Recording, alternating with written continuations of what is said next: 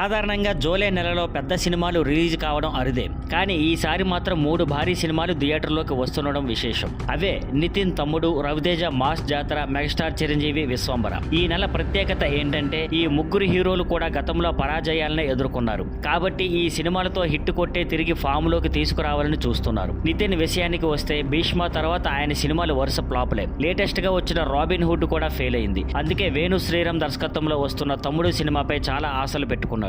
ఇది July 4న release కానుంది. రవితేజ కూడా ధమాకా తర్వాత మరో హిట్ అందుకోలేకపోయాడు. ఇప్పుడు భాను భోగవరపు దర్శకత్వంలో వస్తున్న మాస్ జాతర సినిమాతో తిరిగి హిట్ కొట్టాలని చూస్తున్నాడు. ఈ సినిమా జూలై 18న థియేటర్లోకి రానుంది. ఇక మెగాస్టార్ చిరంజీవి భోలా శంకర్ ఫెయిల్యూర్ అయ్యాక 2 సంవత్సరాలు గ్యాప్ తీసుకున్నారు. ఇప్పుడు వశిష్ఠ దర్శకత్వంలో తెరకెక్కుతున్న భారీ budget VFX socio fantasy cinema విశ్వంబరతో వస్తున్నారు. ఈ చిత్రం జూలై 24న విడుదల కాబోతుంది. భారీ బడ్జెట్ ఉండటంతో ఇది హిట్ అయితేనే నిర్మాతలు సేఫ్ అవుతారు. మొత్తానికి ఈ జూలై ముగ్గురు స్టార్ హీరోలకు తిరిగి అవకాశం ఇచ్చే నెల అవుతుందేమో చూడాలి.